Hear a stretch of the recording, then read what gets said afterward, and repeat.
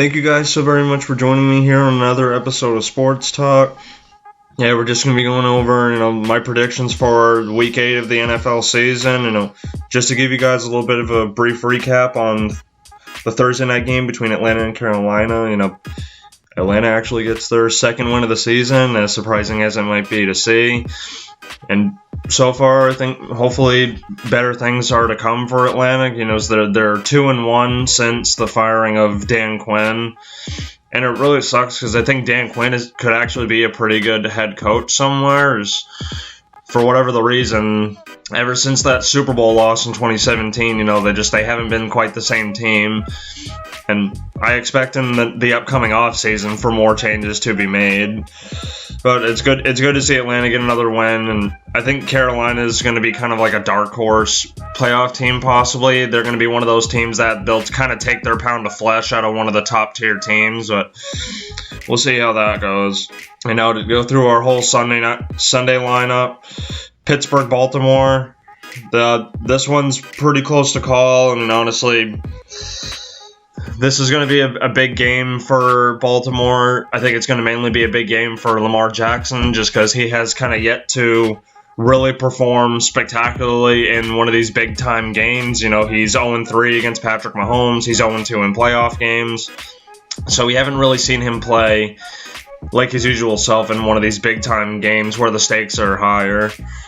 So it's pretty hard to call because you got one team who leads the league in sacks. You got one team who's probably the top passing defense in the league. And Pittsburgh's also second in yards allowed. And then you got a defense like Baltimore who's the number one scoring defense, and they're number one in points allowed. So I think this is going to probably be a low-scoring defensive battle-tested game. And I'm going to say right now, if I had to make a prediction right now, I'm going to say Pittsburgh. I'm going to say Pittsburgh wins a tight game. I think it's going to be 20-17. And I don't think Lamar's going to play horribly, but I think Pittsburgh is going to cause him problems because they have guys who can kind of keep him contained, so to speak. They have guys like TJ Watt, Bud Dupree, Sylvester Williams, guys who can guys who are very lateral in defense, and they'll keep Lamar from really running wild. Rams, Dolphins.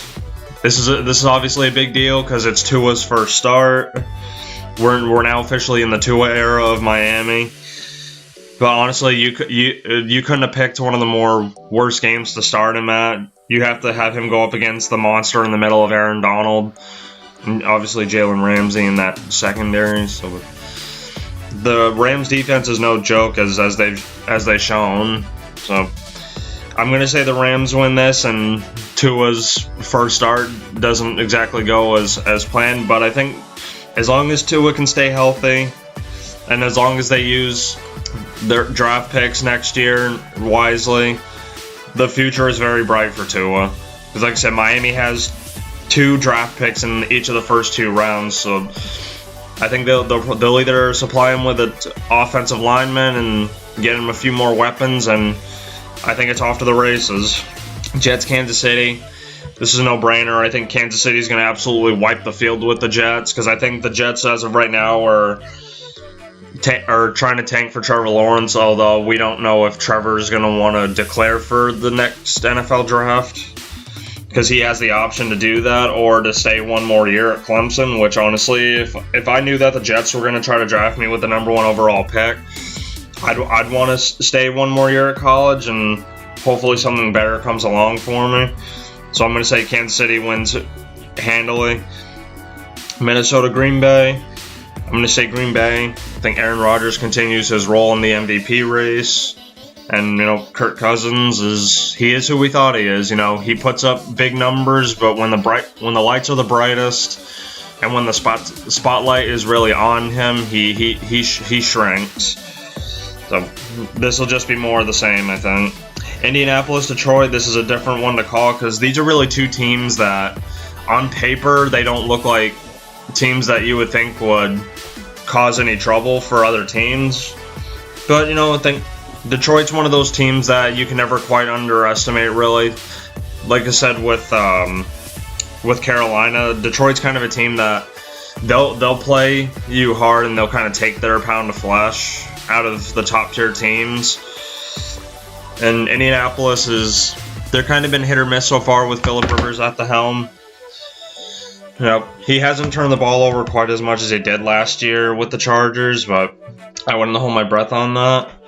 This is honestly a difficult game to call between two lower tier teams. Right now, I'm going to say Detroit wins at home in a somewhat tight game. I think it'll be 27-17. Raiders Browns. This will definitely be one of the more exciting games of the week. Just because, you got two really supremely young, talented teams. I mean, obviously, with the loss of Odell Beckham for Cleveland, on paper, you would say there's no way they'll be better without Odell. But if you look at the eye test and watch the Cleveland Browns game so far this year, and you can't really argue that Odell hasn't really made a huge impact so far, except for that one game against Dallas, which is not really anything to write home about because everybody's burning Dallas. But I think this will give Baker Mayfield an opportunity to really spread the ball around, give everybody their certain touches. That way, it'll hopefully keep the defense honest. I'm going to say the Browns win this game, although I wouldn't be terribly surprised if the Raiders win, because I think this is one of those games where either team could win. But hopefully this will be an opportunity for Baker to really, like I said, spread the ball around, give everybody their touches, keep the defense kind of on their heels, and keep the defense not really knowing where the ball's going to go.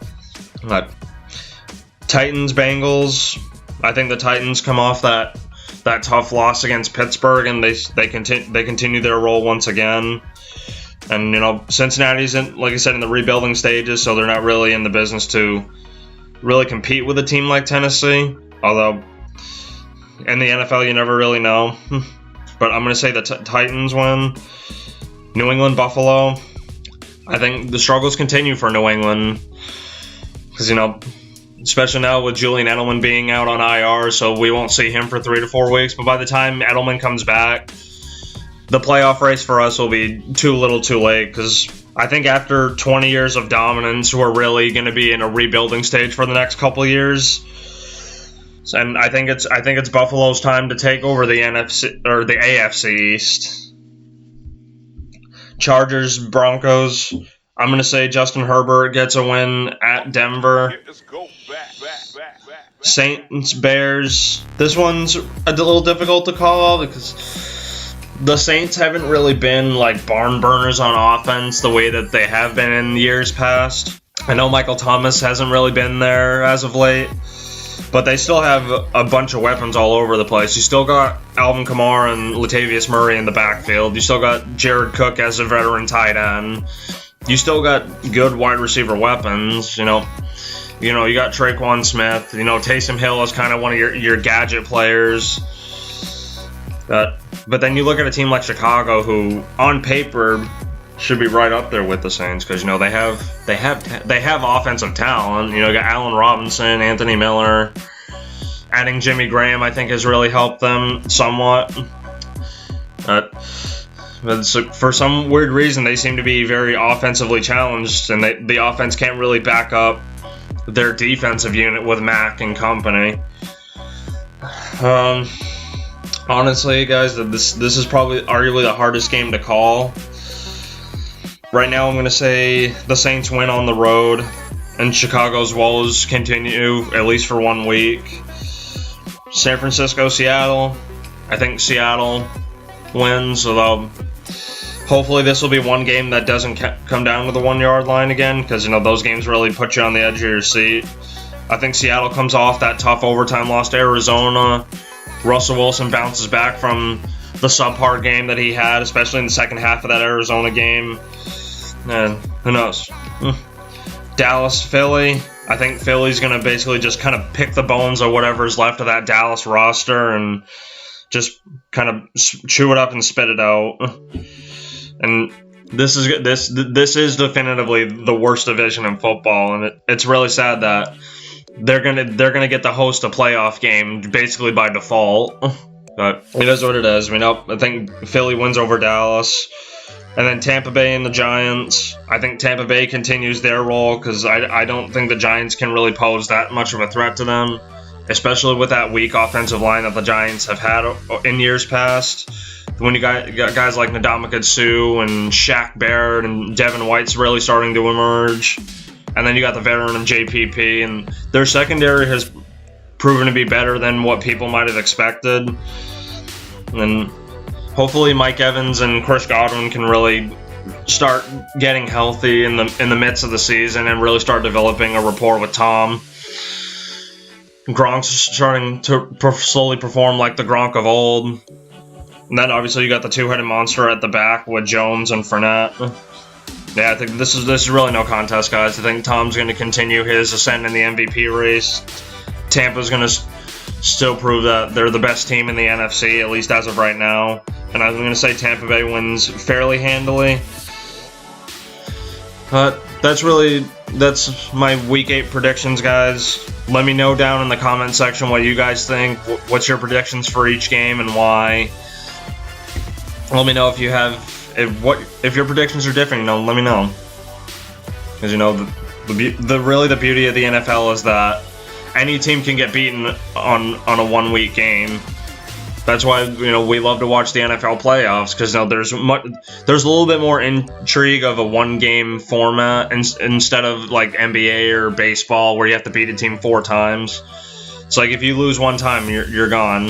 So let me know what you guys think. Thank you guys very much for listening, and hit that like button, share, subscribe, share any social media platform you see fit. And I'll see you guys next time.